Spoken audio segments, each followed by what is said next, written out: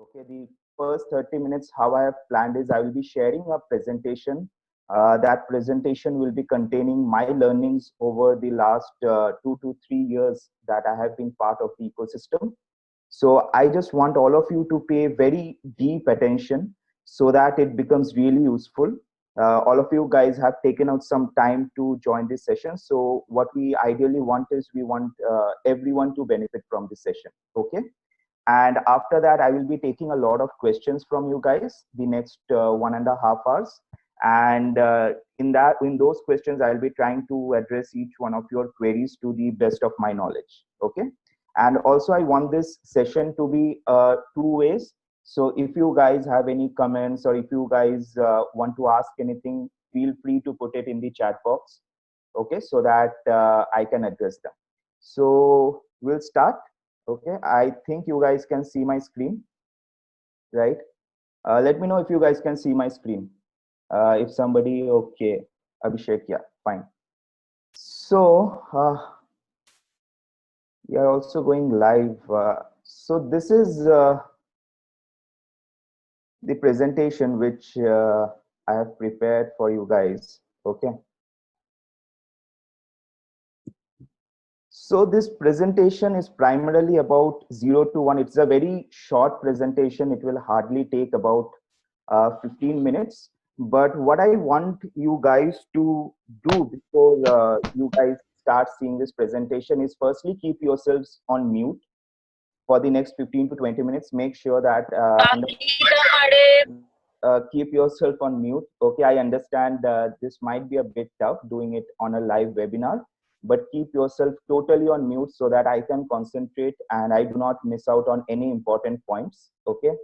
Also, few of the assumptions that I have made while I was preparing this presentation is that all of you guys have just started up or want to start up or trying to figure out, that for the last 1 year or 6 months, you have been working on some idea, you have been speaking with some people, but still not able to figure out that when is the right time to start up or what are the resources that is needed to start up. Also, a lot of the things like do I need a lot of money to start up? What do I exactly need to start? So I will try to put everything in a framework. The objective of this session is to not give you one straight pathway, which is to success. I don't think I'm a huge success myself. So unless and until I have actually made a huge $1 million startup, I don't think I can consider or even give you some success tips. But what I can give you is I can give you a pathway. I can give you a framework, and I can also give you a way to how to structure your thoughts. Okay.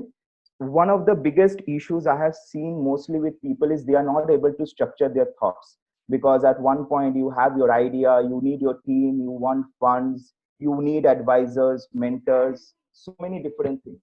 Okay. So the objective of the next 15 to 20 minutes is how you guys can structure your thoughts. So pay a lot of attention to it. Okay. So a bit about myself. So I started off my healthcare AI startup, which is known as Logi.ai. And after that, along with it, I have also been working on Code Vector Labs, which is an AI services company. Most of my experience over the last 1.5 years have been primarily on B2B, not so much on B2C. And I'll also share my story in the end. Okay. Also, my background is I'm an MBA from Indian Institute of Management, Raipur. I just passed out last year. Okay, so I am an entrepreneur for a full-time entrepreneur for 1 year, but I have been part of the ecosystem for many years now. So don't consider this session as I'm an expert and I know it all. You can treat me as your friend. Maybe I just have a bit more experience than you guys. Okay, so with that context, let us just start this session. Okay. So this is the framework which I think works. This is a very simple framework consisting of 4 different layers. And no matter whatever idea or whatever domain you guys are working on, I think this framework works. So this presentation is divided into 3 parts. First is the framework which I will be talking about, then the details of this framework, and lastly, my journey. Okay. So let's look at this framework. Now, if you look at this framework, the core of this framework is an idea. Okay. So everything starts off with an idea, and for you to understand that which idea you should be working on, the core element, I think, is the excitement part of it. So if you are not excited about a particular idea, that idea does not qualify to be something that you would be working on. So you would be working on something for the next 2 to 3 years, or even 5 years, or even 10 years if it goes as successful. So if you are not excited about something, then you will never be able to work on it. Okay. Once you have an idea, so this framework consists of the idea. Once you have that idea which you are totally excited about, then comes the part of a team, that how can you make a team. So very important to note over here is, if you want to build something very fast, you should do it alone. Okay. But if you want to go very far in your life, you should always have a team. So I always believe that you can do good things on yourself, but you can only do great things when you have a team, when you have co-founders, when you have partners, when you have mentors and advisors. So without a very rock solid team, you will never be able to go far. And how to choose a team, I can come to that in the questions sections also. Just to give a pointer, a team, you should always see a team as something which is complementary to you. So what that basically means is, you should imagine your startup idea as a puzzle. Okay. And you are just one part of that puzzle. The other team members will actually complete that puzzle for you. Okay. Unless and until the other team members have complementary skill set, they are actually not very useful for the team. So whenever you are trying to select a team, or whenever you are speaking with people, just try to identify that whether that person has a complementary skill set to you or not. For example, I always say that, and I always believe that in any startup, it can be started off with two people, one person who sells and one person who builds the product. So you might be the person who is good at selling it. You might be the person who has that domain experience. But can you also build the product? Are you also an engineer? Okay. So you cannot have all the skill sets that might be required to build a startup. So primarily, whenever you are looking for a team, always and always look for people who have complementary skill set. The biggest mistake, and I repeat, the biggest mistake that people do is they want to start up with their friends, people whom they gel up very nicely with. They might not have complementary skill set, but what they would bring is, you might feel comfortable working with them. So comfort is very important. I definitely agree that comfort is one of the most important things that you should have in your partners or co-founders. But after a point of time, if they are not having complementary skill sets, then you will be seeing that for the same task, two or three people are doing the same task. Okay. So always make sure that when you are speaking with people, they have complementary skill set. The third part comes, you have the idea, you have got the team, now you need to build the product. Now, in order to build any product, understand this, any good product requires 3 to 6 months to build. Obviously, it is divided into multiple phases, POCs, prototypes, and all those things, which I'll not get into because I believe all of you are aware about those things. But understand that fundamentally, whenever you are building, let's say you have a team of 3 to 4 people, okay, and you want to build a product. Now, in order to build your first version of the product, the V1.0, you would need 3 months. Now, you guys have left your jobs, and the three of you are working for 3 months. And most times your timelines sucks. So whatever you think will happen in 2 to 3 months will eventually happen in 5 to 6 months. So you would basically find that you guys are working on something for 6 months without earning any revenues. So that is some cash burn, right? Even if you consider that you want to pay yourself 15,000 or 20,000 rupees per month, then three of you guys, it's 60,000 rupees.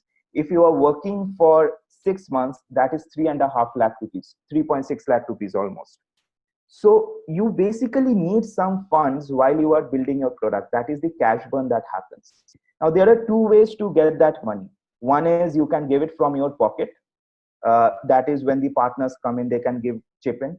Or the other way is that simultaneously, while you are developing a product, you also do some services. Okay. And from those services, whatever money you are getting, you put it on building the product. Okay. So that is the model ideally which you should follow.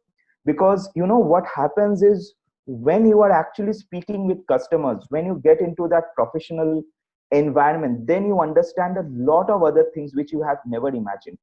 So the faster you hit the reality, the faster you hit the market and understand that the real world is different from the world that you would imagine, then just uh, that is the realization that you have. So there are two options: either you start building your product in an isolation, and after 6 months you hit the reality, or you hit the reality in the first month very very slowly, and by the time it's 6 months, you already have a very mature mindset.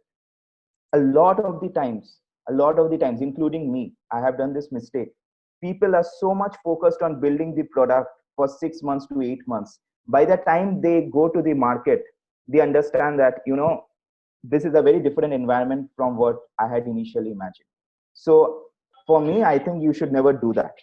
The last part comes the scalability factor. So now you have the idea, you have the team, and you have built some product which ultimately works. Then how can you take it to a very huge market? So let's say you are from Indore, and in Indore you have built a very awesome product that works very locally for you. It could be a cab hailing service, it could be a B2B product also, which you are servicing to the manufacturers or the organizations in Indore. And now when you are successful in Indore, you believe that this is not a local product, it is a national product. After you take it to the national level, then you believe, no, it's not a national product also, it's a global product. So how you take it to a huge scale, that is where you definitely require investors' money, because that is not something you can necessarily do on your own. So let us look at a timeline of this entire thing. So the idea is probably the easiest thing which you can have. So if you just see on 0 months, you can have the idea. The team is something that I believe the first iteration of the team you can get in the first 3 months. When you speak with a lot of people, again, within the team, you will have few iterations, few people will leave. When you start building your product, I believe in the first 12 months, you can have the first iteration of any product. It does not matter if you are working in healthcare or any complex AI, machine learning, deep learning, whatever product you are making, doesn't matter. You will definitely have the first iteration in 12 months.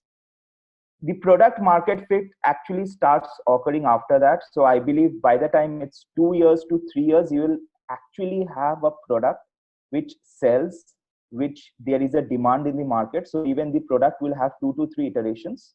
And finally, the scalability factor totally depends, depending upon the industry that you are working in, depending upon your product. So it's not a one size fit all, but typically till the first 2 to 3 years, this is generally the journey. The scalability depends upon the industry that you would be working on. Okay.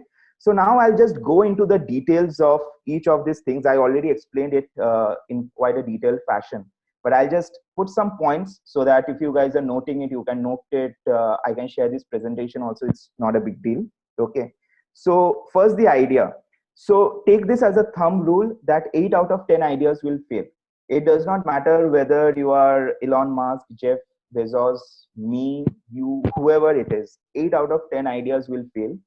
In how you can reduce that failure rate is actually with your experience and domain knowledge. In the real world, the only thing that works is execution. Ideas generally don't have any real value. What works is the execution behind that idea. This is a framework which you guys can use, that when you are selecting an idea, that is basically a function of three things as per me. It is the market trends, it is the need in the market, and your self-interest. Either of the one missing, you have something which is not usually useful. So whatever idea you have, it does not matter in whatever domain, you should actually be really assessing that what are the trends in that domain. Because if you are building something which is, let's say, a 5-year-old technology which is not required in the market, you would be doing something which is in the past. If you are building something which is too futuristic in that industry, then you will be 5 years ahead of the industry, and so you will have to wait for 4 to 5 years in order to sell it.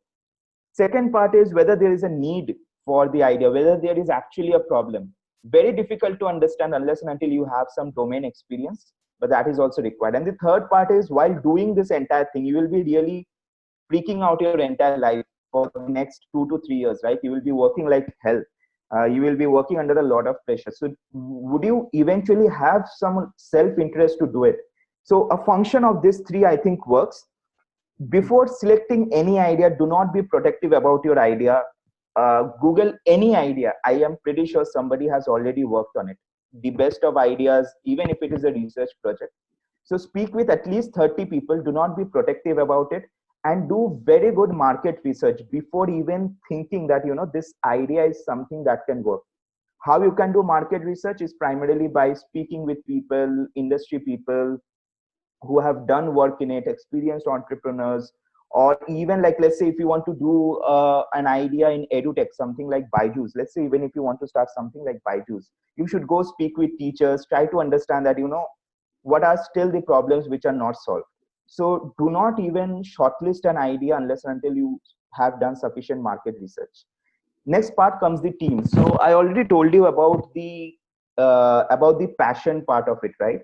So again, a thumb of rule is that passion actually decreases by 50% as you go down the hierarchy. So let's say you have a great idea today that you want to work on. So your passion level or your excitement level is 100. When you tell it to somebody else, whatever that person is, it does not matter. That excitement level will be 50. When he tells it to somebody, that will be 25. Okay. So the only way that you can ensure that your team is passionate when you are working on something is if you can increase this number to 200. So if your passion level is 200, anybody you speak with will have 100, under him will be 50. So you need to be super enthusiastic.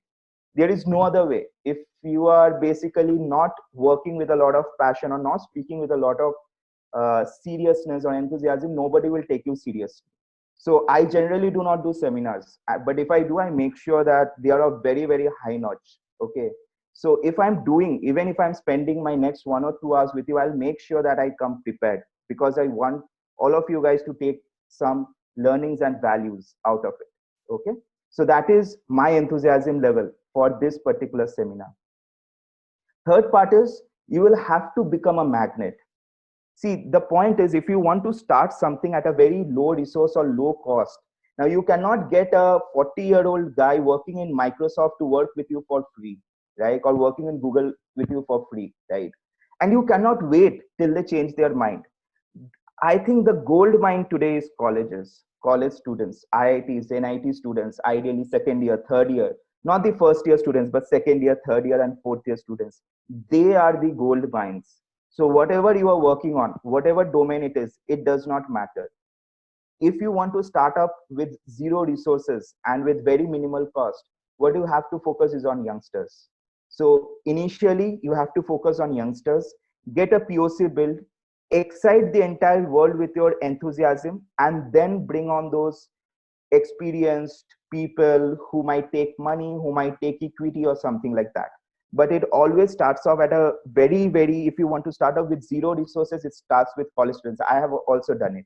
I never had money to do something like that. So my co-founders are all people who just graduated last year. We all graduated last year, to be very frank. So that is how I think it works. And this is a very unique model. Becoming a magnet is something which is easier to say, but it's not very tough because see, this world is not full today. This is a world which has already democratized knowledge. So knowledge is there. You cannot fool the world. You have to be a very, very genuine person if you want to attract people. People are not fooled today if you just tell them initiate. They would just Google it and they would find that that this is what is truth and this is what is a lie. So you do have to get your act together, work very hard, be passionate, and then you will find people reaching out to you that I would want to work with you because I see you as a very, very passionate person. Understand that when it's for college students or when people are young, they do not want to work only for money. They want to work to learn. So that is the audience you will have to attract if you want to start up with zero resources. Okay. And lastly, also understand this fact that whatever core team you select, whichever friends you select, you might know that person for the last 5 to 10 years. The core team is always the core 3 to 4 people or the first 5 people in your company or in your startup. So understand that 50% of that team can change. When I started up, I think 90% of the people, friends whom I thought would continue working with me actually left. But the 10% is still with me. And with that, I started building another core team. So understand this, that the core team can change. It is absolutely fine. It has happened with anybody. You will have at least 2 iterations of your core team. And by the time 6 months happen, you will understand that who is actually that genuine person whom you can rely on.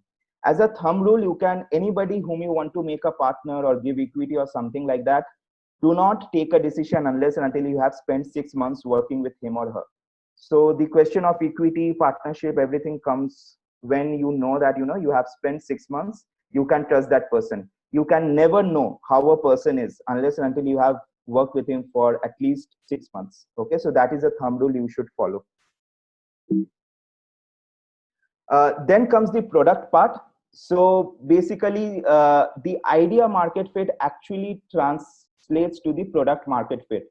So what happens is, and this works when you are working for a very innovative idea. This is not for generalized ideas or ideas you are copying from some other market to this market. It's absolutely fine if you want to copy some startup idea. I do not. So startup people are not scientists. You do not need to become a scientist that you have to invent things. So it's absolutely fine if you see that there's a business model working in some other geography, and you feel that this is the same thing that can work in this particular market, and I just want to replicate that. It's absolutely fine. Okay, but if you are working on a very very innovative idea and you do not know that whether that will actually work or not, so first you have to get an idea market fit and then a product market fit. Always understand that a product is built in phases. You can never envision or you can never know what is the final product unless and until you start building it. The best way to build a product is, I would say, just make a simple video or just make a simple brochure that this is how I want, and show it to a lot of people. It should look like a very end product. So for example, if you are designing an app, you can just design the wireframes. And let's say, I do not know the exact composition of the people who have joined this webinar, but let's say that a lot of you are doctors and you want to start a telemedicine app. Okay, not a new idea, it's already tried and tested, but maybe the area which you are working, maybe you come from a tier 3 city and there's no telemedicine app over there. Now your simple idea is that there are 10 doctors, 10 good doctors in my area. There are about 1,000 people whom I want to cater to. Then your first thing should be, you should just build a wireframe of the application. You should take it to 4 or 5 doctors. You should take it to 10 or 20 customers and take their feedback. Even that will save you a lot of time before you start building a product. So a POC, a prototype, a minimum viable product to a final product, it has multiple iterations. Never think of your product as a single entity. Always divide it into phases. The second point is, a product is something which is sellable. So it does not matter which market you are or whatever you are doing, even if you are doing a social startup. If you are creating something, it might have the need, but do you know that whether the customers have the paying capacity, or whether you are creating something that actually people will pay for? So understand this, people are only serious when they pay for something, right? If they do not pay for it, that means that they are not serious. So in your mind, you should be very clear as to what you want to sell and what you don't want to sell. Like for example, I'm doing this seminar. Now I'm not charging anything. Okay, I come for free because I want to share this knowledge. But let's say if I actually put some money into it, okay, then it could just happen that instead of 100 odd people joining this session, there could be 30 odd people joining this session. Then that is the reality. I would know that my current worth or my brand value or my content is actually sellable to 30 people. It's not 100 people, because now I'm doing it for free, right? So you should be very clear as to what you want to sell and what you want to do for free. If you are not doing that, then you will always have a negative and a false impression of yourself on whatever you are working on. Okay. The third part is whatever you are working on, the best way is to start it off as a service company or as a consultancy or as a freelance, and do it for 4 to 6 months, because that will give you some money and that will also give you an understanding of the market. Okay. So it will give you just a moment. So it will give you some understanding that how the industry works. So let's say that you guys are doctors for 2 3 years, but now you want to build a diagnostic product and you want to sell it to the rural people. Okay. Now the best way is to work with some other startup who is actually creating something on those lines. If you just work for 3 months with that startup, you would actually learn so much. Or you can just do, like for example, in our case, our main domain is artificial intelligence, computer vision, and all those things. So when we started with health tech, actually we were not earning money initially, and I have no experience in healthcare before I started working, and I understood so much in just 1 year. So I understood that, if I have to start revenues, I would have to start another company where I can start selling AI as a service. And while doing it for the last 12 months, you won't believe the kind of customers I have worked with, the kind of experience that I have gained. And now I exactly know that, this is what I wanted to do some 15 months ago. But when I started doing services and I started working with the clients, this is, I know what it sells. This is, I know what it sells for. So now I have a very clear understanding as to what should be the roadmap after this. So instead of jumping in a new environment completely, if it is a domain in which you already have experience, then this point 3 does not is applicable for you. So let's say you have worked in something for 5 to 6 years and then you want to start something with it, then you already have the necessary experience in it. But if you want to start off in a domain in which you don't have an experience, but you are very passionate, seeing that, there is a need, there is a gap in this market, and I want to solve it, then I think you should definitely start working in that domain before building that product. The last point is that no matter whatever product you build, you will definitely have 2 to 3 pivots. A pivot basically means that depending upon the market needs, you are actually changing your product. So you are not changing the core of the product, but you are actually changing the surroundings of it, the offerings of it. So for example, take for example Zomato. Now Zomato, I think, started it around 2010, and initially what they were actually doing were they were actually listing the menu cards. They were listing the menu cards and they were giving ratings of the different restaurants. And I think they did it for almost 2 to 3 years. Now, having done that, what happened was they actually created a huge network. They had the relationship with the restaurants. Then they understood that, this is good, people are coming to our platform, we have created a value, but what can we sell? They have to find something where customers can do a transaction. Right now, you won't do a transaction just to get the ratings of a particular restaurant. So what they started doing was they started selling the food from that restaurant to your place. Okay. And after 2020, when they realized that, there's a certain need in the market to sell grocery, now they have gone into the grocery domain also. So for Zomato, it is a diversification. It is not necessarily a pivot, but for you, it could be a pivot when you still haven't hit any revenues, when you are basically in the first 24 or 36 months of your startup journey. Okay. Lastly, the scalability part. So scalability, I think, is the toughest one.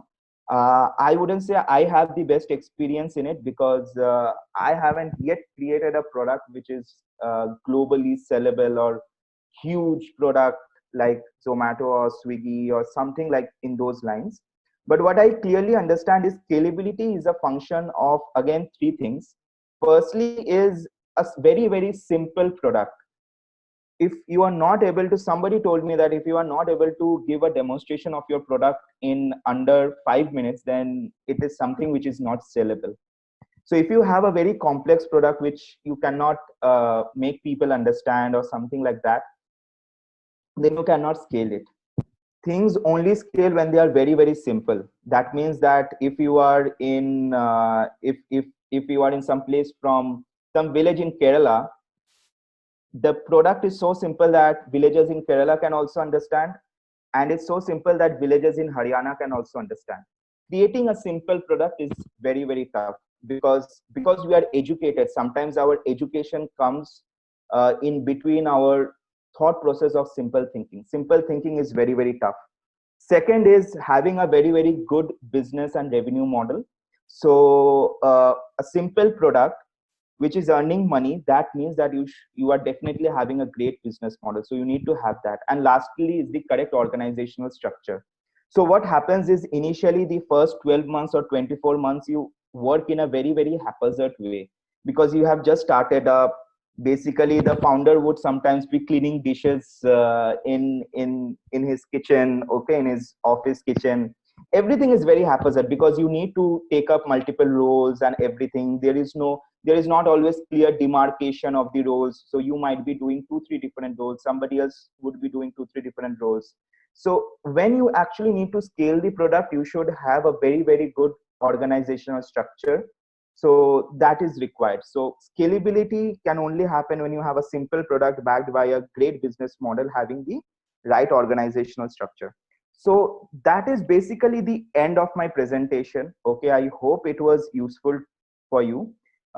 Before I leave, so I think the fundamental question which you guys would be asking is, so okay, सब ज्ञान तो दे दिया, बताओ कि start कैसे करना है या कब करना है. Okay, I'm assuming that almost maybe let's say 50% of you haven't yet started up, and you are still trying to figure out in your mind that, you know, I'm so interested, I have seen all the videos, I am seeing so many YouTube videos, I'm seeing so many people post on LinkedIn, I'm seeing so many messages that people are raising funds and all those things. So when should I really start up? So I'll come to my story. So this presentation is not actually about a story, so I did not make a slide about my story. But the framework which I believe actually works is the regret minimization framework. So this framework, this term was actually coined by Jeff Bezos, who's the founder of Amazon. So what happened was, when he was actually, so Jeff Bezos was actually doing a great job. He was earning a lot of salary, and he was in his mid 30s. So when he thought that, you know, he wanted to sell books, and he got this great idea, then he went to his boss, and his boss said that, yeah, this is a great idea, but the fact is that you are already earning a lot of money. So this idea might be good for somebody, you know, who's not earning a lot of money and stuff. So then he went back. He asked his wife that, you know, should I start or should I not start? So then he thought that, he was 30 at this moment. He thought that when I would be 80, I would want to minimize the number of regrets that I have in my life. So I don't know who's doing this, who basically doing this markings on my slide. I am definitely not doing it. Okay. But I'll show you a video right after this. So he basically wanted that when he is 80 years old, he would have minimized the number of regrets. And that is how he started. So I'll just be sharing a video for this.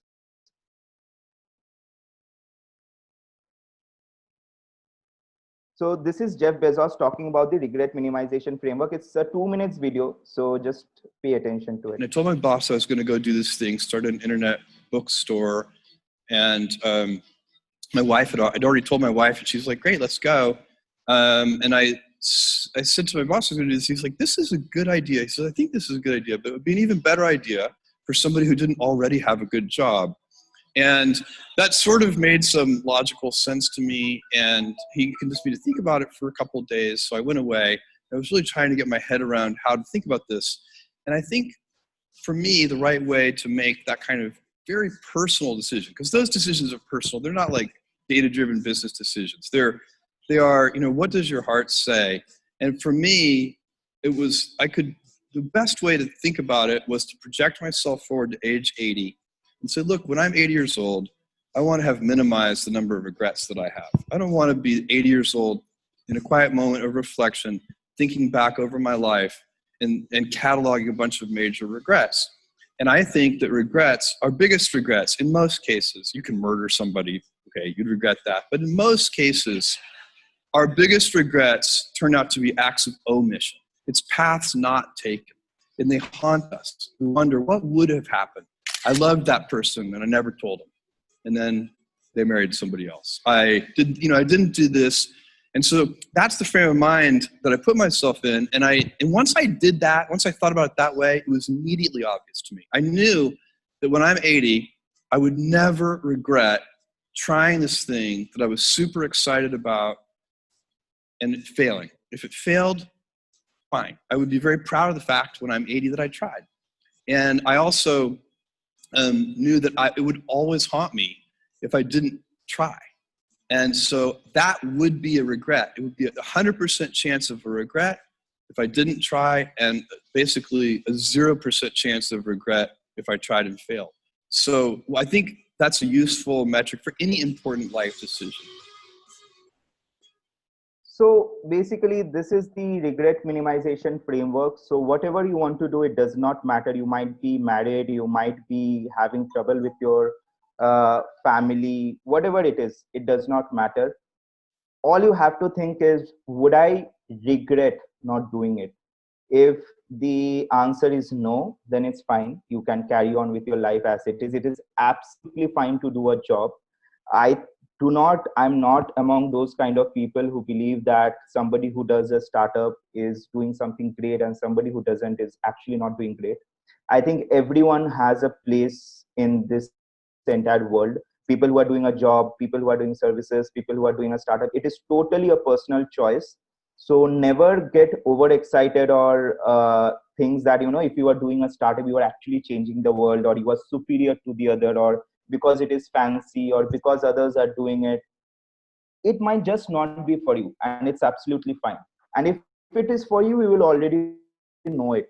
So how did I start? So this was basically, my journey actually started around 2014. If you just Google my name, you would see a lot of news articles in 2014-15. So I was in my engineering. I finished my engineering in 2015, and I come from Kolkata, but I come from a very small college in Kolkata, and we had actually won the Texas Instruments Innovation Challenge. It was a globally acclaimed international challenge, and I received the award for winning that challenge from late APJ Abdul Kalam, just about 1 month before he passed away. So that actually gave me a lot of enthusiasm that, I would want to do something. And this was 2015. Since 2015, I never actually got that courage to start.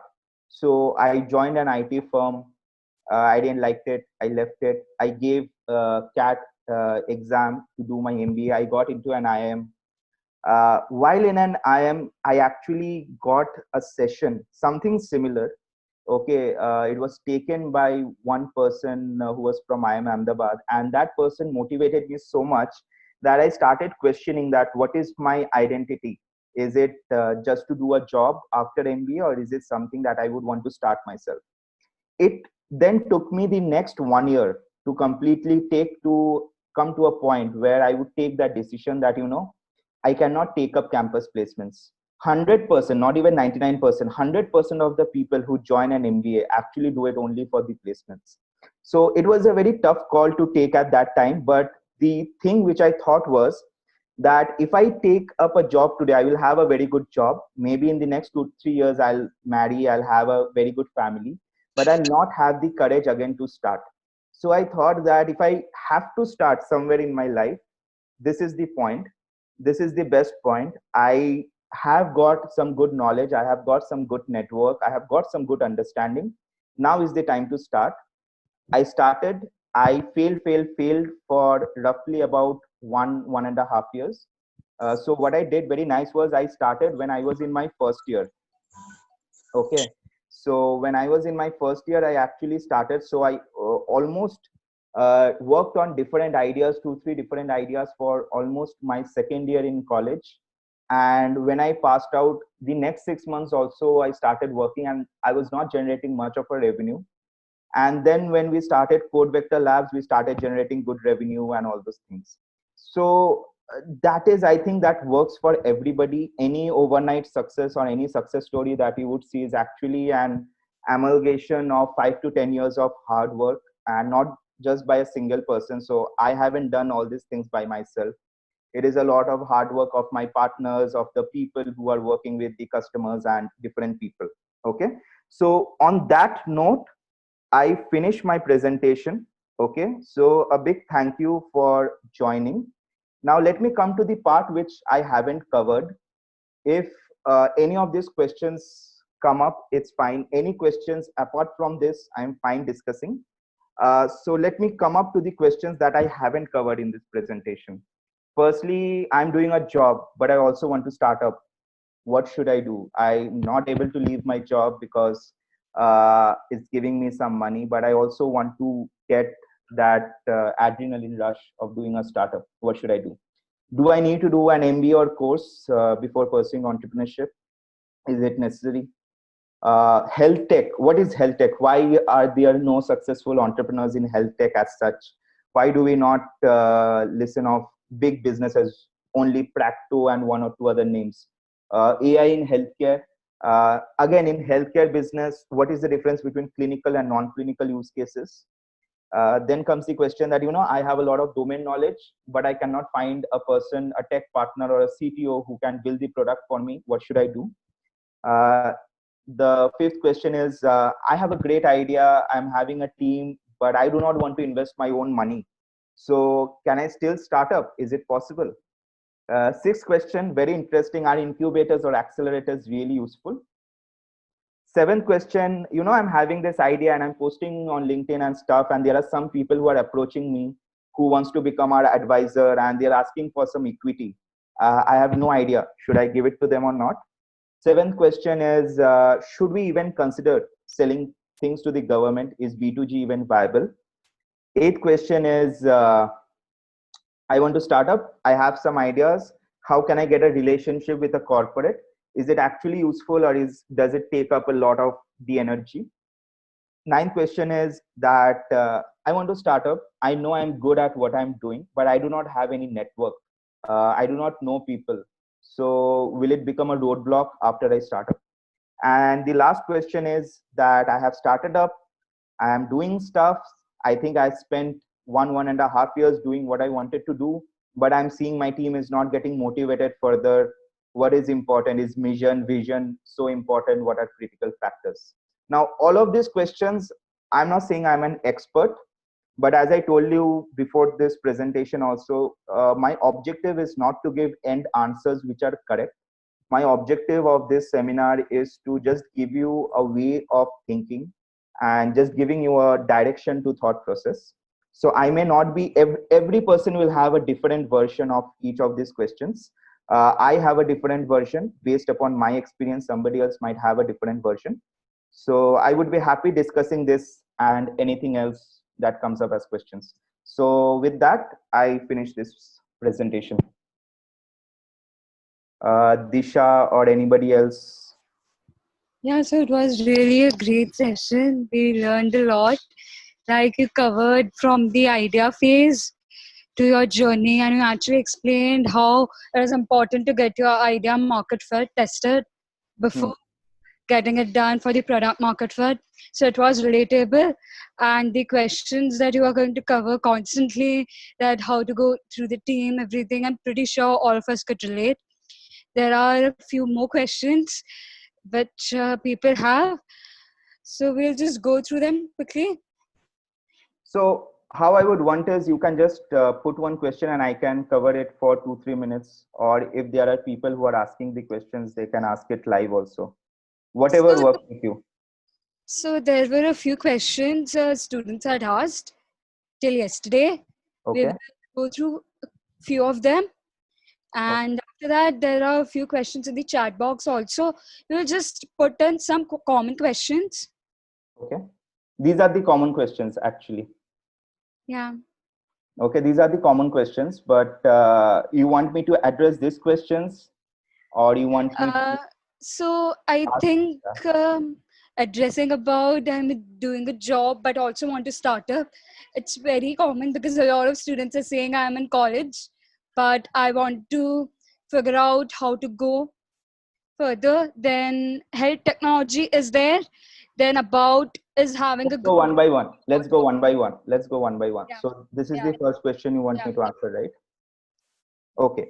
So firstly, if you are doing a job, I think the best thing that you can do is network, go to incubators and accelerators. I think that is pretty important because when you go to an incubator and good incubators and accelerators, so not any incubator or accelerator is good.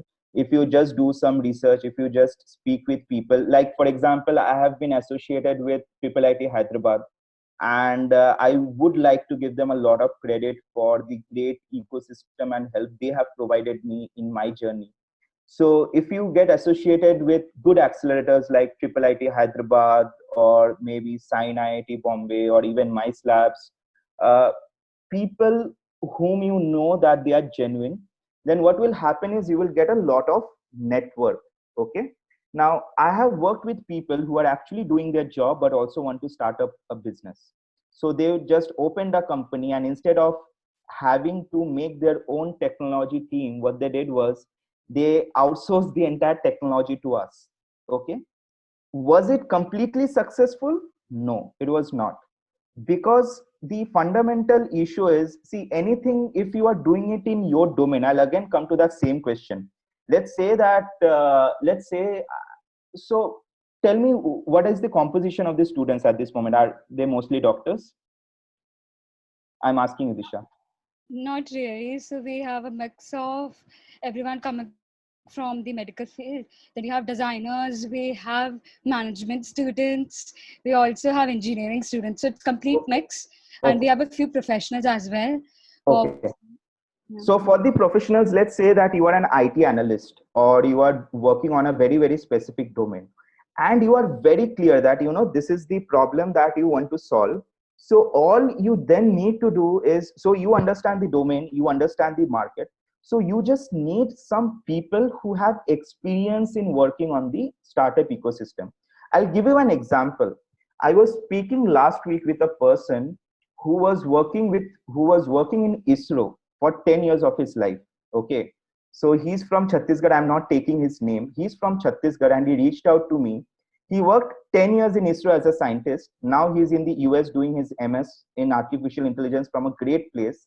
He is 40 years old, and he reached out to me and he told me that, I'm great in technology, but I do not know how to sell. I do not know how to do business.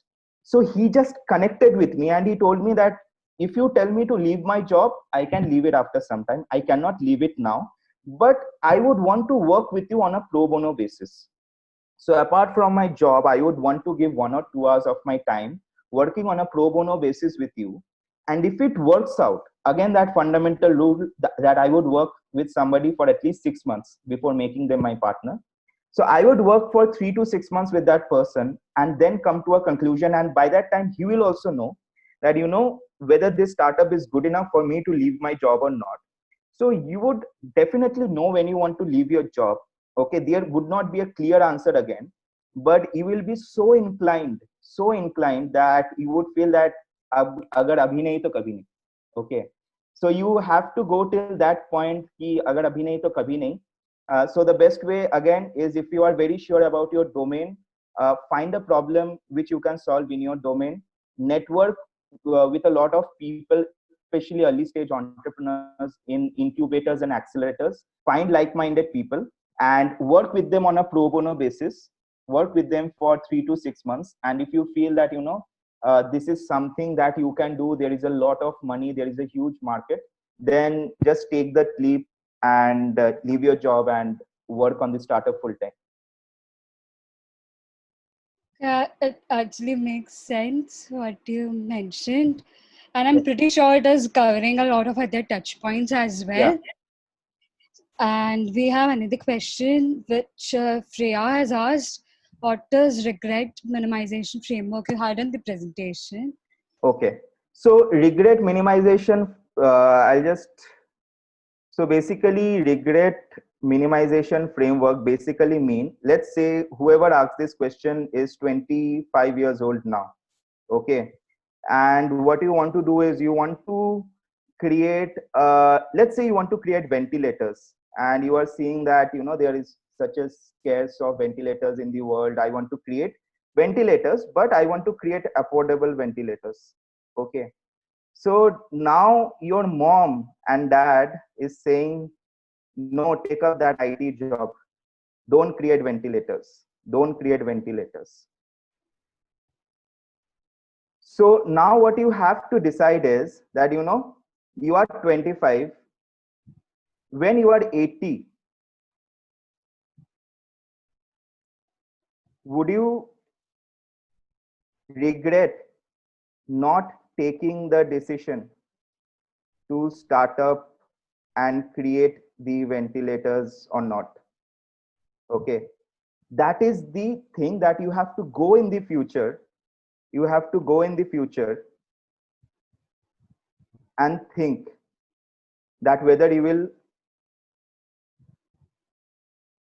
regret or not. If the answer is no, then continue with your life.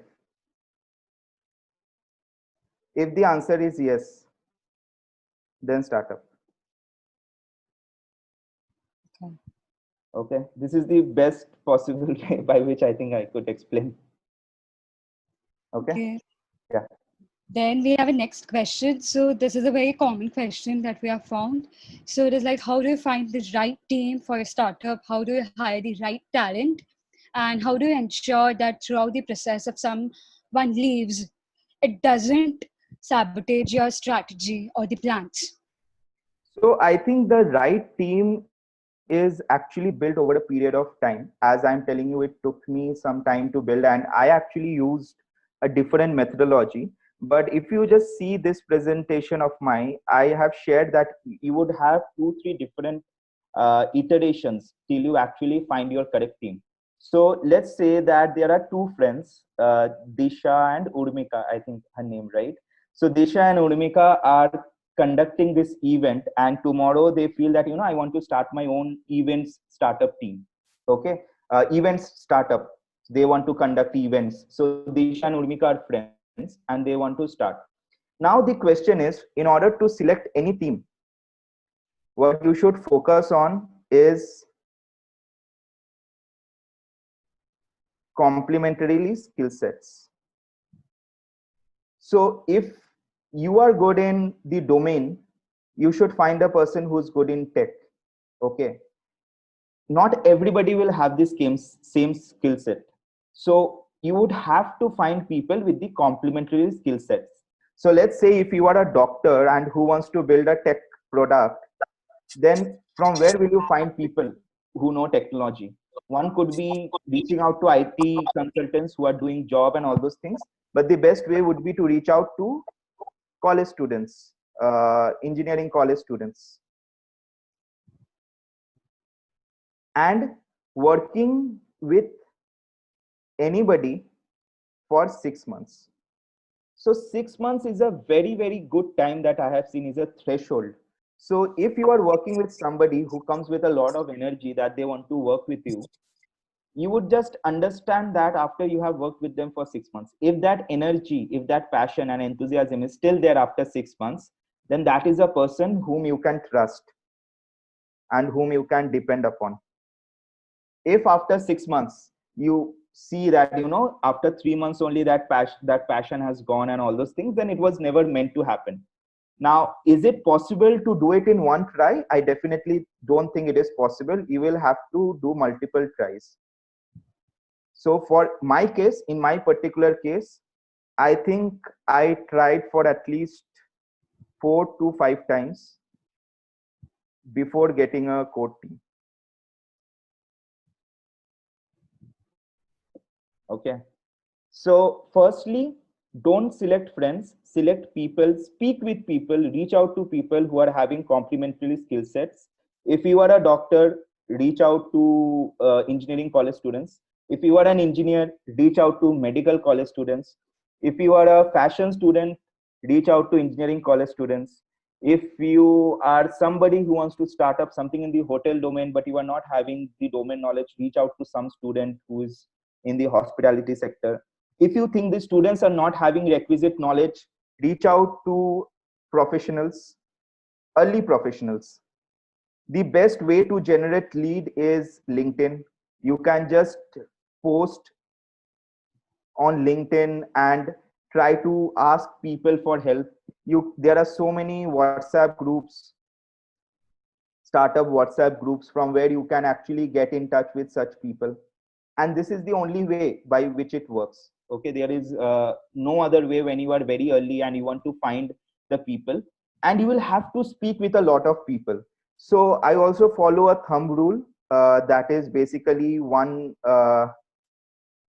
10 is to 9. So this 10 is to 9 means that 9 people you speak to out of 10 will actually not add any value. You can't help it. So unless until you speak with 9 people, you won't find that one person who helps value. Okay, that is the only way by which you can go about it. Okay. Also, whenever you speak, uh, see their LinkedIn profiles and stuff like that before actually coming to a conclusion. So basically, the one thing that you would definitely need is basically ethics and truthfulness. So most times you would also find a lot of people who lie on your face and you wouldn't be able to recognize it also. That is a very common thing. So whenever you are even deciding to work for 6 months with somebody, make sure you do a lot of background check of that person. Okay, and in today's world it is not very tough. If you are not on LinkedIn, go on Facebook. So let's say that if somebody is coming to you and saying that, I'm very very passionate about fashion tech idea or something like that, and when you go to his Facebook profile, you see it's completely a different person. So don't just blindly trust anybody. Go to their profiles, see, understand this fact that 9 out of 10 people you will speak with will be not adding any value, but you still need to do it. For example, what I do is, if I need to speak with anybody who is not directly related to my work, I would speak with them after at night. So I generally speak with somebody at night. That is my threshold. If that person, I feel that that person is valuable, then I would speak with them during the daytime, because I don't want to spend my time during my daytime speaking with somebody whom I necessarily don't know that whether that person will add value or not. Okay, so that is a thumb rule that I generally follow. Work with anybody for 6 months, and at least you will have 4 to 5 different types before you come to the right team. Yeah. I think that's a very good idea. Yeah. So we actually have Krishna sir and Abhishek. They are mainly the team members, and they are the ones who had actually launched the program. We were just dealing with mentors and speakers, Urmika and I. Okay. But the thing is about Krishna sir. Krishna sir, can you just go through the other questions that the students have asked now? Yeah. And Hi, Priyanjit. I'm sorry, I was in a meeting before joining, but later, I think once you started, I was listening to your entire talk. It was really amazing, really great insights for every kind of a person to actually look towards startups, and the most practical and common questions you have actually answered. And I think there are so many medical students and doctors in this group. Of course there are engineers and this thing, but I see a lot of questions that is coming on, how can medical students start up their own company? How can they actually think about startups or this thing? So it's mainly, what happens is generally startups is started by engineers or designers or some MBA students.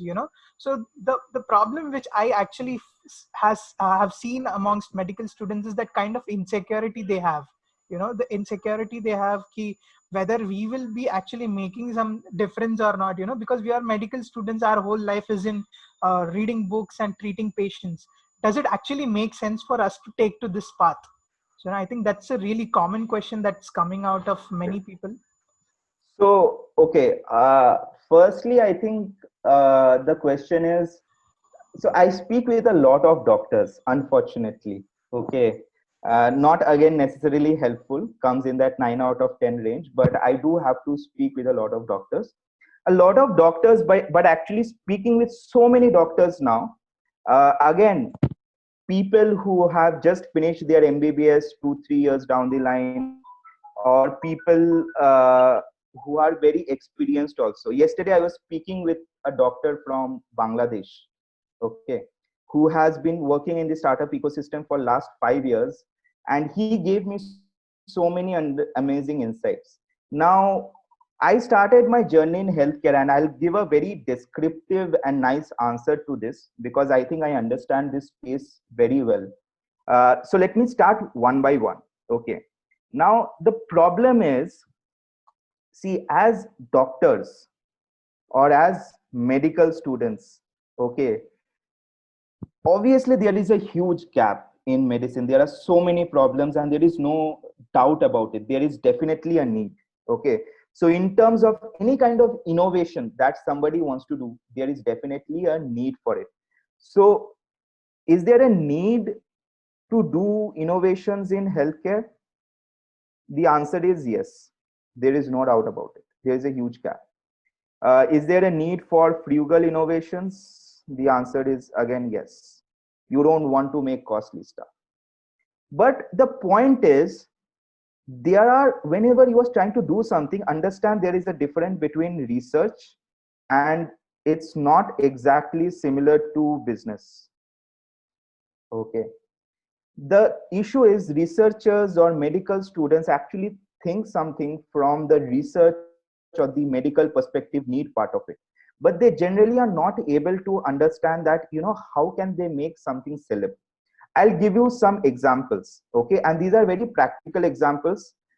Don't take me otherwise when I'm quoting them. Okay, so these are just examples which I'm saying from my experience. Okay. Now, let's say you are a doctor and you are earning a lot. Okay, let's say you are earning at the moment, like, let's say 90,000 per month. Okay, and your posting is at a rural, you are doing an internship at a rural place, and suddenly you see that, there is a need for smart, some diagnostic tool to improve some process. And basically the entrepreneur in you gets excited that, I want to do something and all these things. But understand this, you are basically serving a market which is basically the at the bottom of the pyramid, right? Do they have paying capacity? Most times the answer is no. I'll give you a very nice example as to what happened with telemedicine. So telemedicine actually came in India during the 2010s, okay? And it took almost 10 years now, 10 years now under COVID coronavirus epidemic to actually get telemedicine in the formal frameworks or in the regulations that now telemedicine is something big. So why did not it work for the 10 years? So I'll give you the answer why it did not work for 10 years. The fundamental thing is, what did telemedicine do? The objective of telemedicine was, so I'm taking this specific example of telemedicine. Okay, the objective of telemedicine was, there were rural people who cannot travel and they want to get access to a doctor. Now internet was going, so internet is basically the infrastructure. So with this infrastructure, I can connect with doctors in the city. This was the fundamental thing, and basically charge the patients a minimum amount. Let's say even something like 20 rupees per per visit or something like that. Now the problem with this is, the doctors in the city themselves are busy. They don't have time, and it does not matter to them. Trust me, whoever, how much passionate they are, it does not matter to them. Out of this 20 rupees per visit, maybe you will keep 5 rupees and you will give 15 rupees to the doctor. Now that 15 rupees is not actually exciting. So the only company you would see actually have been successful is Practo in India. I would not go into the business of Practo because that is not my objective for this session. And also, I cannot directly tell about the strategies for any company. But you would see that study the business model of Practo before you want to do something very social. Understand that why it actually sold and why it is making money. So it's all fine to have very novel ideas. I actually, when I started, so let me tell you my idea as to what I did in the medical field. So I started a company known as Logi.ai. It's still there, and the objective of it was that there are pathologists. There are very less pathologists in the rural area. So what I created was an AI platform which can diagnose pathology slides. So you just put a slide into the system, it would just work as a pathologist and give you an output. It was a great platform, but nobody was willing to pay for it. Okay. So this is the understanding you get. See, most of the people want to serve the bottom of the pyramid, but the gestation period in healthcare is 5 years. So if you spend 5 years in the market, then actually you can hit the revenue. Okay. Now, having put this context, now let me put some more context as to what are the two kinds of healthcare stuff that you can do in health tech. So there are two things that you can do. One is working on clinical ideas. So clinical ideas is basically any kind of ideas which would require a diagnosis, which would involve something that you are doing with body samples and stuff like that. Now, whenever you are working with clinical ideas, the biggest issue is that you will have to go through clinical trials. Clinical trials is one thing that takes many years, and it's very, very, very difficult to actually finish. Okay. But for this clinical trials, what you actually get is a lot of research grants. Few of those research grant names is big, the most popular, which is basically a 50 lakh rupees research grant. In fact, we have also got a few research grants to do. So getting a research grant in healthcare and health tech is actually really, really possible and easy nowadays if you are working on clinical use cases. But with clinical use cases, the gestation period is 3 to 5 years. I haven't seen anybody make money in less than that time. Okay. So if you can work for 3 to 5 years with grant money, then fine, work on clinical ideas. The second part is basically where you are not working on clinical ideas, but let's say you are working on non-clinical ideas. So these are the two differentiations I give. That basically means that you are not working on any diagnosis, body samples and all those stuff. You are working on EHRs. Let's say you are working on electronic health records, or you are working on telemedicine. So these things, you are not actually working some research part, you are working on creating an infrastructure. The best example is Practo, okay, who created an infrastructure and platform. In this particular case, most likely will not get any research grants. You will not get any research grants. The gestation period is actually also low. So the gestation period is anywhere between 1 to 2 years for this. In this way, you can actually start earning money. That is true. But it is not very sexy. You are not doing something which is the next big thing in the world. You are creating an EHR or a telemedicine app and something like that. So this is my understanding. If I have to take out any conclusions from it, I cannot take out any conclusions. I think more experienced healthcare entrepreneurs can actually tell you, successful healthcare entrepreneurs can actually tell you that, this is right or this is wrong. What I'm seeing more as a trend is that most of these people actually work in this domain, primarily lured by the research grants and all this stuff. And they keep on working for 3 to 5 years.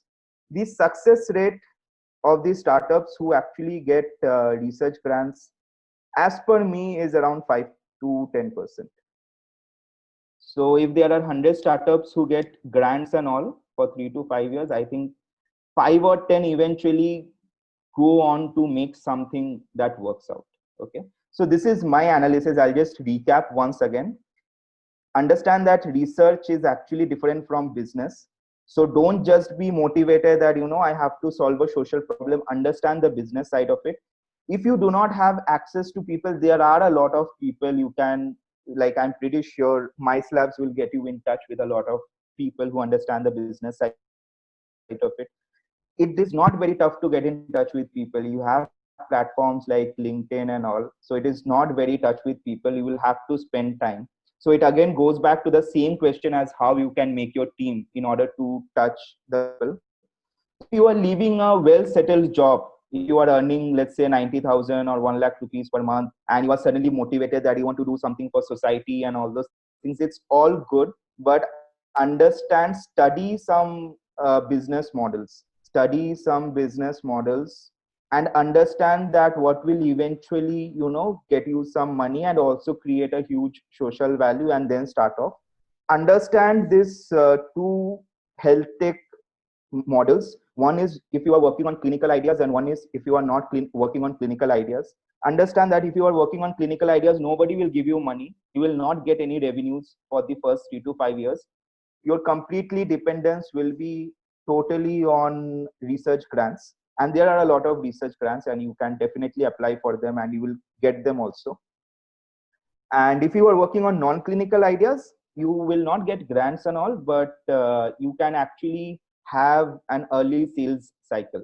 So non-clinical ideas typically are the EHRs, telemedicines, practo kind of a platforms. Okay, so that I think I've answered it. Thank you so Yeah. much. That's a wonderful answer. I think all our medicos and the doctors who are there in the group in the meeting have definitely able to relate to something what you've nicely mentioned. There are some questions in the chat box also. People are asking. Like one of them is one of them is asking. It's a generic question. How do I know if I'm chasing the right idea? Okay, so I actually covered that part, so I'll just repeat it from this section. So the idea is actually fundamentally divided into three parts. That is, firstly, you should be very, very good in understanding market trends. I'll give you an example. So how many of you actually have heard of Kodak? Have you heard of Kodak, the company which used to make cameras? You guys have heard, right? So I think if you guys can give some response, you guys have heard of Kodak. Now, Kodak actually literally went out of their market in 2000s, early 2000s. The reason was they could not understand that digital cameras was actually coming.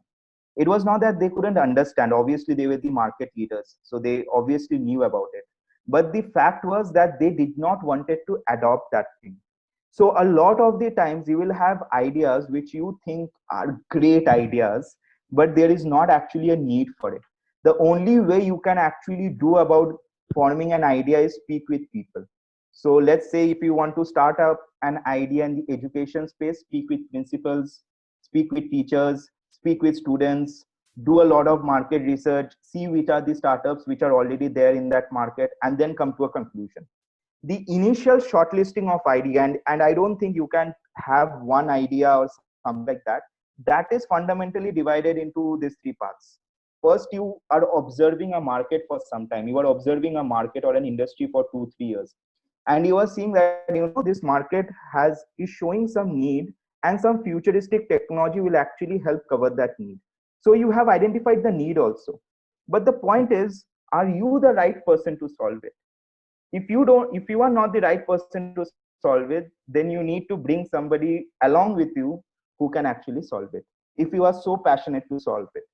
So let's say that if you guys are medicos and you want to create an AI model to x-rays or some AI model to do something or the other, but you do not have any idea about AI and all those stuff, but you are so passionate about solving that problem, then you would reach out to somebody like me that how can I solve it, and I would tell you that this is how you can actually solve it. So you need to, if you can solve it on your own, that is very good, that's highly appreciable, that is the best possible scenario. But if you have observed a market, you are sure that there is a need, but you cannot solve it on your own, then what you need to do is you need to bring in somebody along with you who can solve it. But obviously, shortlist any idea, seeing the trend, seeing the need, and at the end of it, also try to imagine and envision that, if I have solved this problem, how would I feel? So I think a lot has to go with the feeling part of it. It is not always a very transactional emotion. So you need to be very passionate that, if this thing is solved, how would I feel? If you think that, I would feel good, that means you have a lot of interest in that particular field. Yeah. So there's another question that the students have. Yeah. That is like, are the courses available for AI, data science, etc., reliable to launch a startup?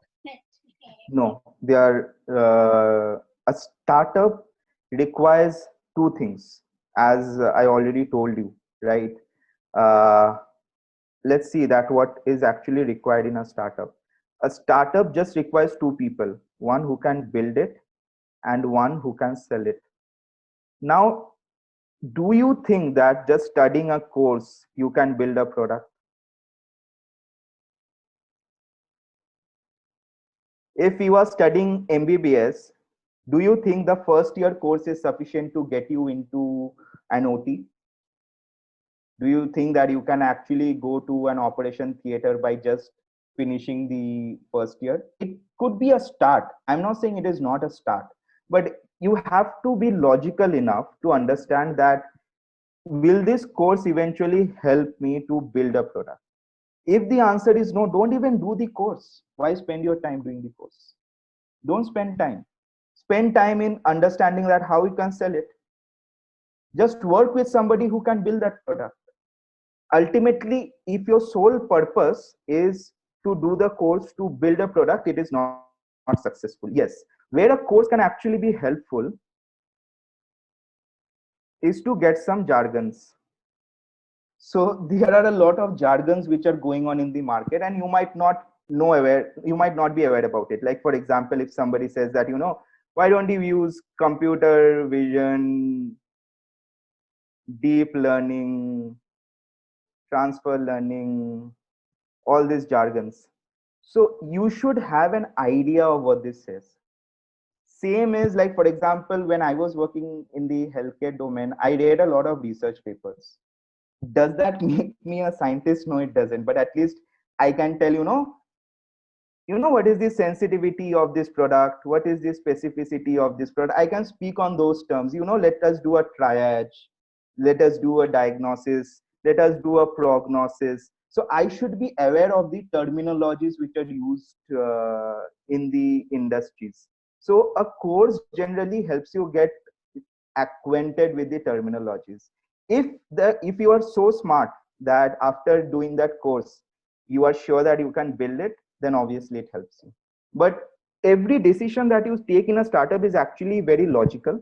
I understand getting that logic is very, very tough, but you need to know some fundamental truths. The fundamental truth is कि अगर हमें एक startup करना है, मेरे को दो लोग चाहिए, एक जो बनाएगा और एक जो बेचेगा.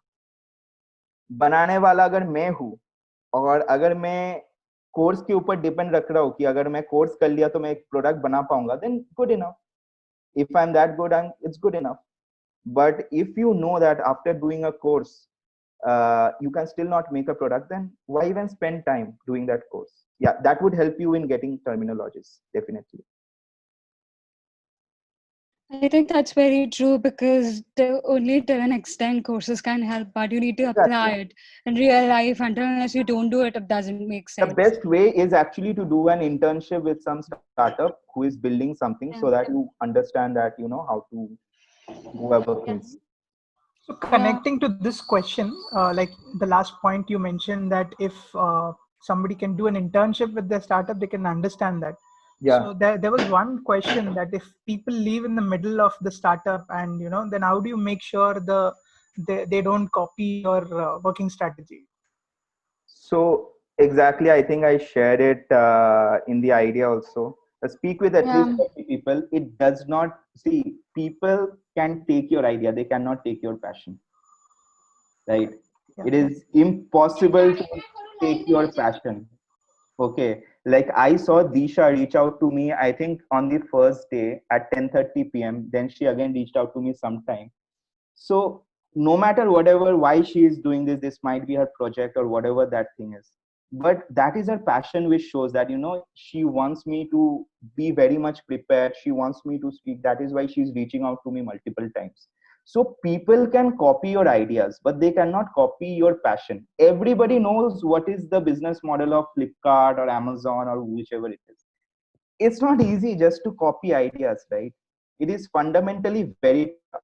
Yeah, where a copy can actually happen is, let's say that, if you are working with somebody who is already working in a similar domain and they are very much capable of replicating your idea. So obviously don't disclose your idea to competitors or people that they are very much capable and they are just looking for that one piece of the idea that solves the entire puzzle. Obviously don't disclose it to them, but speak with as many people as you want, because 99% of the people would not care a shit about your idea. They would just listen to it, and if they like it, they will just tell you just like that. So it's always good to speak. People cannot copy the passion. Okay, fundamentally know this, that people cannot copy your passion. So if you are doing internship at some place, so I know a lot of people who did internship and like education based internship at edutech startups, and then they started their own education startup, which was not similar, but they got some understanding of the market and all those things by working in the edutech space. So it always helps. And the best part is, if you are working with a good founder or boss, he will promote you. That, why don't you start, even if he has worked in the education domain and you want to start something similar and all, he will promote you. Genuine people are not insecure. See, I have shared everything. It does not matter to me, because I fundamentally want everyone to do good. That is my fundamental thing, because I know that no matter what I share, if there are 100 people who have joined, only 10 people will actually take out something and might reach out to me after this. Then, so that the 1:10 rule appears. So, and 90% of the people might not even care that, okay, whatever he said is good. All the speakers say similar things and stuff. So do not be afraid. If you are working with genuine people, they would fundamentally help you. He will promote you. They will help you.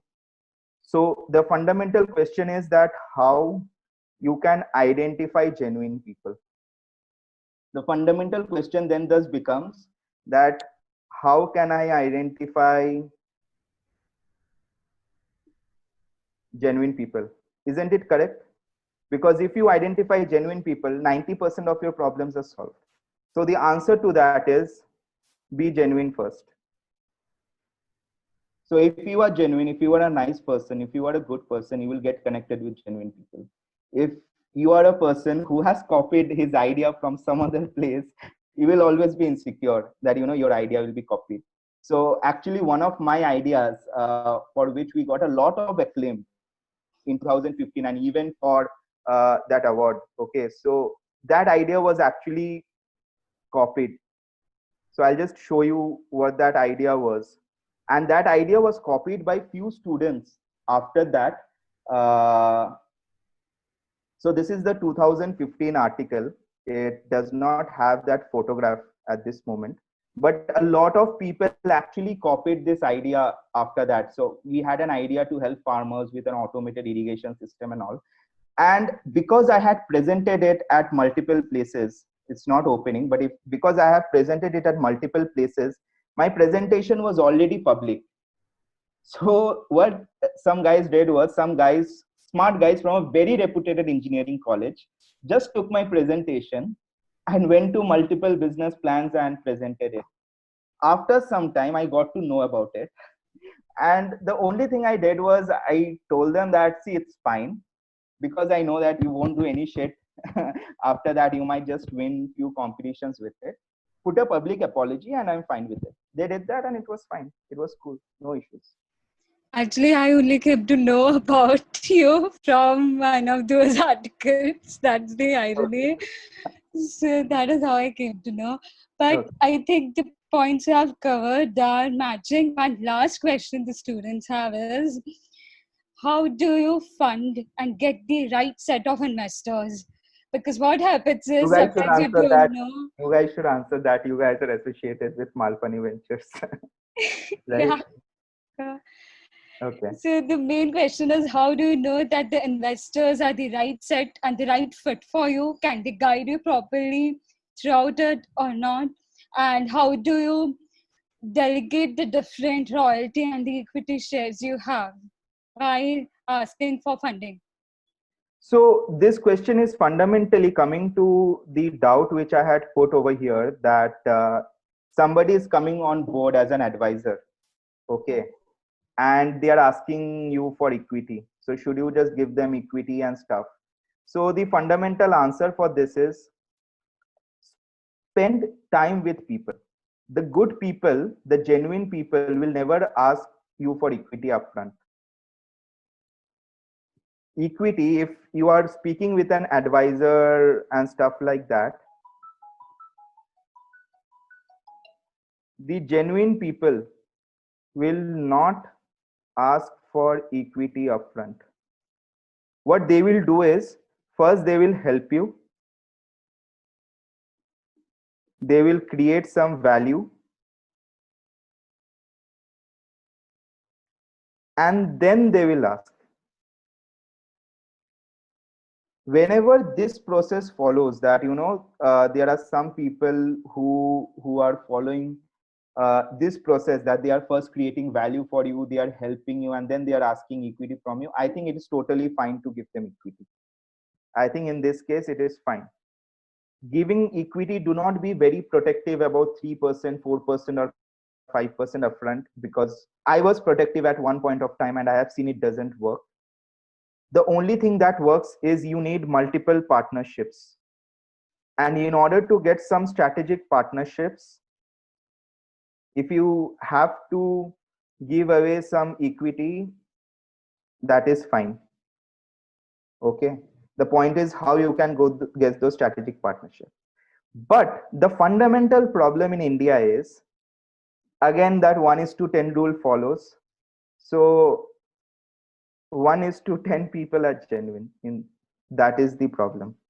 So in order to get to that genuine person who would genuinely help you, you have to speak with 9 other people who will not add any value. And in your mind, this is an iterative process. See, doing a startup is not a one time. It is not your board's examination, or it is not your final examination, that it's one time in a year I have to pass above 60% and I will get it. Even to find the right advisor or right mentor or right investor, you will have to speak with a lot of people. How you can choose the right person is synergy. First, seeing that whether that person has synergy with you or not. Okay, so let's say you want to do an education startup and you are speaking with somebody who's a farmer. There's no synergy, right? There's no strategic advantage that you are getting, so it does not make any sense to bring them on board. Second part that you could see is the genuinity and trust.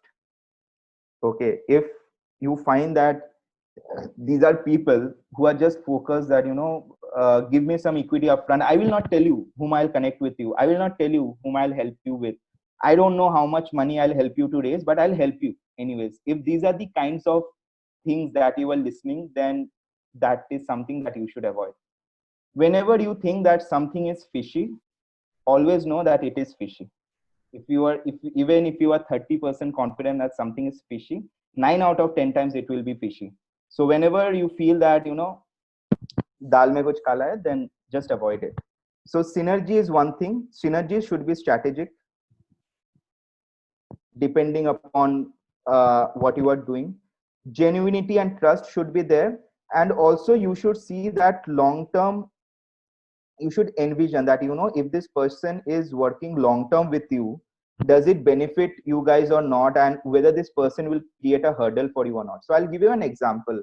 So I don't have much of an experience of raising series A, series B kind of a capital, so I would not be able to go till that level and explain. That would be something new for me also, for me to learn. But what I can explain is partially the kind of investments, typically like 10 lakhs, 15 lakhs, 25 lakhs, 30 lakhs, which you generally get from the incubators, accelerators, or even small angel investors. Okay. So we actually got a small fund from Triple IT Hyderabad. Now, while we were engaging with them, they did not actually, after the fund was raised, they did not interfere in any of our business operations. So when you are speaking with somebody, you should be aware that, you know, after having a synergy with this person, will this person actually benefit me? Will this person compliment me? Or will this person from day two will start saying that, you know, this is wrong, this is right, this is wrong, this is right, and create an entire problem in your startup? So that is the long term vision that you also need to envision. Okay, so I think that is more or less about investments. The best way to get investments is actually, I think, from the accelerators. Lot of money is there from grants. These are the two things I believe is the best way to get money, especially in a place like India. Yeah, so I think it covers everything so far. Okay. And yeah, do we have any more questions or is it done? Yeah. Are there any more questions? So somebody is also asking about, so for example, if their idea is failed, what would they do with the company? You know, what to do when we failed out with the idea and the company? So the most commonly asked question again. And I think I can answer it very well because I have multiple ideas which have failed. So once you have failed, what do you do? Do you shut the company? The answer is no. Simply build another product. Simply start services. So I'll tell you my journey of multiple different ideas, and because this question is relevant, and I'll tell you. So I first started off in fitness tech when I was in college, and my objective was to sell fitness passes. Did not work out much. Then I was into fitness events. It was working out, but not much revenue. And this almost covered 1 year of my time while I was in college. Okay. After college, the first idea was Logi.ai, which was basically into AI medical imaging, which I'm still working on. But since I understood that, you know, we have to get some money and everything, also I started AI services. So this is something which is getting us revenue. So you don't shut a company. You don't need to shut a company. What you need to do is you simply need to pivot. Simply build another product and pivot. Simply start services. Yeah, what you need to do is you need to stop all the operations for that particular product or project. So let's say if you were engaging with some people for that product or project, that is fine. Whether you want to declare the company as bankrupt and shut it is a completely self choice. I don't think it changes much of the aspects in any way. There are some legal complications. So if there are CAs or CS people who are watching this seminar, they would say shut a company, start another one. But from a startup perspective, I don't think it matters that much. And I think this was very good. Yeah, Swati. Yeah. I think Malpani sir always tells this particular thing that, you know, for him, new startup, new entrepreneurs would be a lesser thing than failed entrepreneurs, because he understands that failed entrepreneurs have experience, and those are people who actually burnt their fingers. They understand more things, valuable things in the market than a new person still who's coming to build experience. So I think that really is. Yeah, exactly. How it happens is, failure is just in the mind, right? Yeah. So, like, let's say that tomorrow, whatever I have learned in the last few years, I declare myself as failure and I say that I won't do anything. So when I declare that, I'm termed as a failure. But till the moment I declare myself as a failure to myself, I can keep pivoting, I can keep doing multiple stuffs, I can keep working on multiple things, and one thing or the other definitely works out. So none of us are so bigger fools that we will try 10 things and all the 10 things will fail. I haven't seen anybody. At least one or two things will definitely work out. That's true. That definitely. So And what I'll do quickly is, if you guys, do you guys have more questions? I think maybe we can take just one last question, and Okay. that we can end the Okay, session. sure. This one last question is how to connect to a VC. How do you source and attain them? So I think you should never connect to a VC. You should uh, you should be having some network with them. That is definitely there, right? But be so successful that VCs reach out to you. Okay, I think that is the best way. See, once you do a startup, I would define a startup as basically three phases, in entrepreneurship, and I have seen it myself also. First is basically you are a entrepreneur. You want to become an entrepreneur, you have some idea, but you don't want to jump in it. And at this stage, if you are wanting to reach out to VCs, see, they are smart people, right? Like me, they also won't spend their time. They also follow the 9:10 rule. They know that 9 out of 10 people, they'll avoid you, right? Then once from that entrepreneur stuff, you become an entrepreneur. That means now you have started. Now again, you want to reach out. Okay. At this point, they will not completely avoid you, but they will say hi. So they'll acknowledge your existence. I think the third part is where you are the real entrepreneur. You are having some revenues and stuff and all those things. You have failed two, three ideas. You know the market and stuff like that.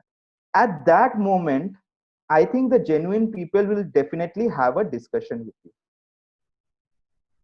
So these are the three phases. So if you just think that, I'm a one-upreneur, I want to do something and I want to reach out to VCs, why should anybody care? I generally don't reply to 50% of my messages on LinkedIn, which starts off with that I'm a third year student. I want an internship in your company. Is there an opening? I never reply to those messages upfront, because I would always want to have a conversation. I would want to know the person. So if somebody reaches out to me and says that, I have done this XYZ project, is really interesting, and I'm seeing that you are also working on the same domain. Can we discuss? I would 10 out of 10 times discuss with that person. But if just somebody straights out and reaches out to me that I have, and also first message, this is not the third or fourth message to anybody. And it feels so awkward that in the first message, so it's just like going to a VC and showing his face and asking him that, I need 3 crores, I need $500,000, I have a great idea. This is your first opening message to a VC. So do you think that anybody would care? They would not care. They would take notice of you when you have started your journey, genuinely. And once you have actually become the real guy who is generating some revenues, who has done some stuff, they will definitely have a discussion with you. Now, after that discussion, if there is not much of a synergy, if he sees that there are fundamental flaws in your business, he will not speak. I don't think he will speak. I'll give you a very fundamental example. I think in 2017, I emailed Dr. Malpani. Okay, that time I hadn't started up. And I just told him I wanted to have a discussion with you and stuff, and he gave me a reply which I still remember, because I'm in a discussion, so I won't openly disclose it. But I think if I reach out to him now, that will be a very different reply. So people take note of you when you do real job. So don't try to change VCs. People who have money. Okay, don't try to even idealize VCs or investors. I do not today. I used to do, probably when I was in this phase. I probably used to idealize VCs, but I do not now. I do respect them. Either if I'm speaking with somebody, I would definitely tell them everything and all. But when you actually raise money when you don't need money, that is fundamentally the truth, you know. So just wait for the right time, when you yourself know that you have done some good work. People will take notice of you. So imagine if you were in a classroom, okay, of 60 students. So again, the classroom is divided into three parts: first benchers, middle rows, and last benchers, right?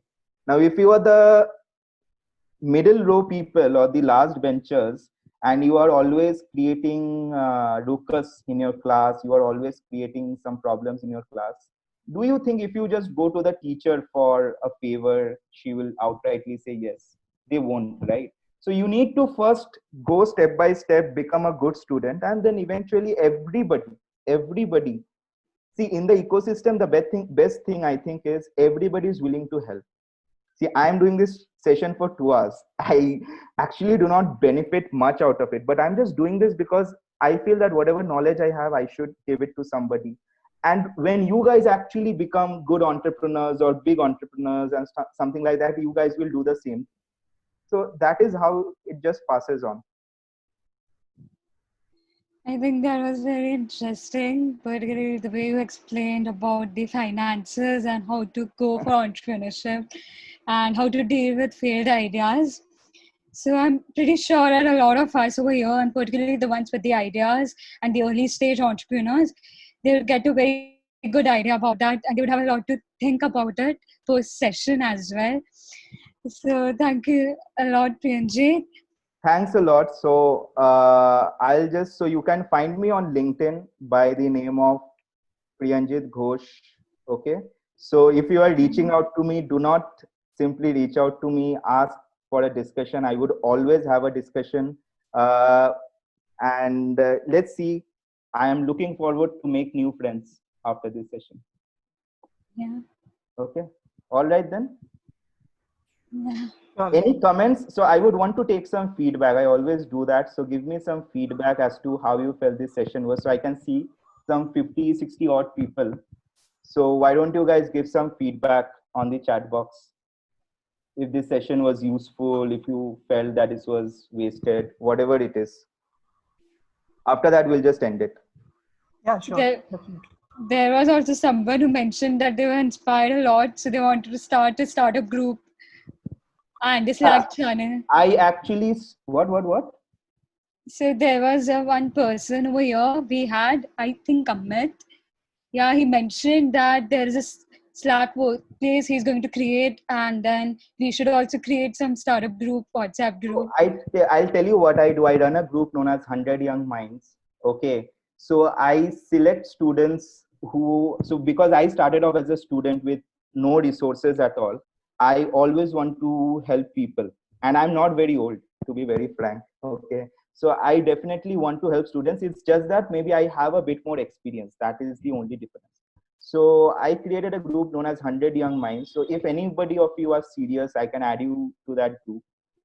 There are a lot of smart guys. My philosophy in life is that if you have a lot of smart guys at one place, magic can definitely happen. So that is why I started that. You guys can start your own groups. Make sure that you are adding value. I think when you add value, then everybody cares. I can't see any message. I don't know if people are texting or not. Yeah, they are. I think maybe because of the screen share. Okay, I'll stop the screen share. Yeah. Yeah. Okay, so I'll just okay. Thanks a lot. So I'll just read out some. So I'll just read out thank some of the people. So firstly, before ending this, because we have 9 more minutes to go, thank you, Disha. I think primarily the biggest reason why I'm doing this session is because of her, because I'm really inspired by her enthusiasm. Okay. So enthusiasm is a very infectious thing. I think she is a very highly motivated person. Then thank you, Krishna. Thank you, all the people who invited me for this. And I'll just take some names starting. So thank you, Amit, Abhishek. How did you get your programmer on board? This was a question. Or you coded on your own asking? No, I got a programmer on board. So I was the magnet who attracted programmers. A lot of people left, but the core team is still there. So that is how I got. I was a IT tech person. I worked with an IT firm, but I'm a very bad programmer myself. So I decided not to do the course and build the product myself. Okay. So it's like you build it or you sell it. Yeah, I sell it. Yeah. I'm the seller. I'm not the builder. Okay. So thank you, Avisha, Vidit, Anurag, uh, Akshi, Priya, Sumanta, Shreyash, Clive, Abhishek, Amit, Amritpal, and there is this Oppo F11 also. So thank you, Oppo F11. Okay. Thank you, Shashank. Okay, that's it from my side. You can get in touch with me on LinkedIn. Okay. You can also get in touch with Disha if you have any questions. All right. So I'll just take a leave. Is it fine? Yeah. So Yeah. we are all honored to have Priyanjit Ghosh with us. No need to be honored. You can call me again. Sure, definitely. Yeah, We're sure, looking forward. Thanks a So lot. we would, on the behalf of Think Young and Mice Labs team, we would express our gratitude to you. Thank you so much for joining in and sharing your deep, valuable insights on behalf of all the participants and all. Thank you all participants to come in and take this advantage of understanding some minute mistakes which we might all do. From experienced people, we can understand how to actually construct and focus towards our own goals. Thank you so much. Thank you. So before leaving, I'll just leave you with one last food for thought. So I actually prepared 2 hours before doing this session. Okay. So 9 out of 10 speakers would also not prepare 2 hours to do any session. And that is why you would create value. So if you are also doing something, if you spend time, people will take note. Okay. So just spend time in whatever you are doing. All right. Okay. Definitely. Bye-bye. Take care. Thank you so much. Thank you. Thank you so much. So thank you participants for joining in. I think we can start leaving. The Startup in Crisis participants, just a small announcement. Batch A, I think already you know the schedules. Batch A is on Monday and batch B is on Tuesday. And Okay. guys, listen, for batch A, you will have a very interesting session with Abhimanyu and Roshni as well. They are doing lots of activities. Batch And B already knows yeah, that. batch B also, yeah, batch B knows it. And even Yeah. for batch B, Shantanu is going to take a very different approach. So it is very interesting that Abhimanyu and Roshni, they are most focused towards the activities, and Shantanu helps you build your thought process. So it's very interesting. Please attend. Sure. Okay. Bye. Thank you so much for sparing your time on Saturday. All of you can leave now.